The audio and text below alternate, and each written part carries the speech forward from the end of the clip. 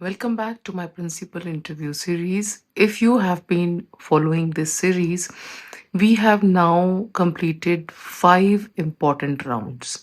In round one, we covered the general principal interview: leadership, discipline, staff management, parent communication, and school vision. In round two, we took deeper into NEP 2020 compliance, CBSE compliance, and current educational expectations. Round three was about real life crisis situations: student safety, difficult parents, teacher misconduct, media pressure, inspections, and management pressure. Round four, we moved into finance, admissions, HR, and management expectation. And round five focused on one of the most difficult responsibilities of a principal: managing teachers, performance, appraisal, accountability, and retention. And today we are taking it one step further. Round six is about critical thinking and real life leadership scenarios.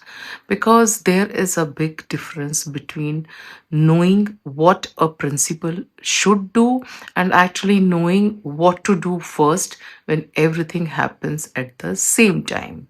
And that's exactly what interview panels want to find out. So today I'm going to take five questions in this episode, and in next video I'll take another five. Don't think like a candidate for a moment. Think like the principal. You have walked into the school. The problem is in front of you. Think like that. And what will you do? And most importantly, what will you do first? So let's begin. Question number one: a parent come to you extremely angry and says the teacher is ignoring their child. The teacher completely denies it. What will you do? This is where principal must control the situation before trying to solve it. My first response would not be to defend the teacher. It would not be to agree with the parent. I would listen. I would allow parent to explain exactly what happened. Ask for specific examples and understand what child has reported. Then I would tell the parent, thank you for bringing this to my attention. I will look into it properly and come back to you. Then I would speak to the teacher privately. I would review available evidence: classroom observation, attendance, academic records, communication records, and any other relevant information. And if necessary, I would speak to the child in an age appropriate and sensitive manner. Because there are three things I need to protect simultaneously: the child's interest, the teacher's dignity, and the integrity of the investigation. I will not make a judgment simply because one person is louder than the other. The strongest principle is not the one who reacts fastest, it is the one who gets the facts fastest. Question number two: a parent demands that a particular teacher be removed. My first question would be why? Is there a genuine safety concern? Is there misconduct? Is there repeated poor performance? Or is this simply because the parent disagrees with the teacher? These are completely different situations. I would listen to the parent, document the concern, investigate the facts, and then take action according to the school laid policies. If the teacher has genuinely violated professional standards, I will act. But if the parent simply wants a particular teacher removed because they don't like her and teaching style or decision, I would not make an employment decision based on a pressure. A principal has to be approachable to parents, but approachable does not mean controlled by parents. That's an important distinction. Question number three: two senior teachers are openly fighting, and the entire department is suffering. What will you do?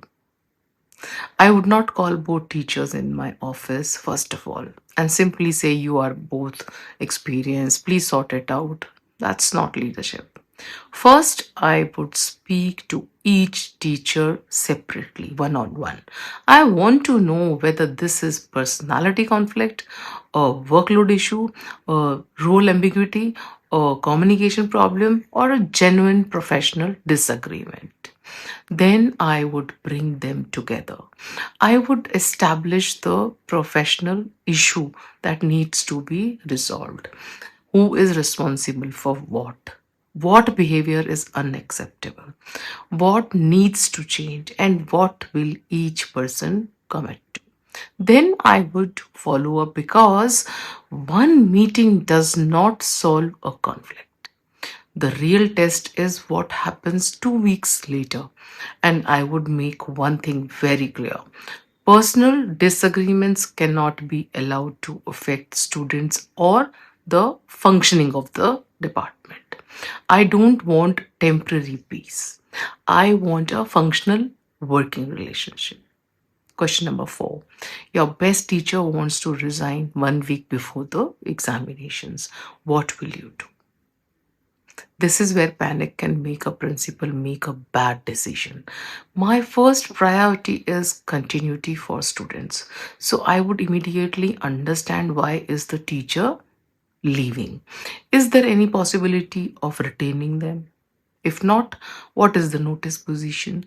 What classes are affected? What syllabus remains?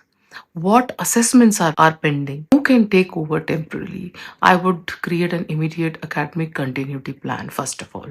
At the same time, I would have a genuine retention conversation if there is something reasonable the school can address, right? But I would not make emotional counteroffer without understanding the reason for the resignation. And I would not allow the school to become dependent on one individual. Because if the entire academic system collapses when one teacher leaves, the problem is bigger than that resignation. The system was not strong enough. Question number 5. A teacher is extremely popular with parents but repeatedly violates school procedures. What will you do? This is a very important leadership test. Popularity cannot become immunity. I would first establish the facts. What procedure was violated? Was the procedure clearly communicated? Was the teacher trained? Was the violation deliberate? Then I would have a private conversation. I would acknowledge the teacher's strengths, but I would clearly explain that professional standards apply to everyone. I would never say, parents love you, so we will ignore this. And I would never say, you have broken one rule, so everything you do is wrong.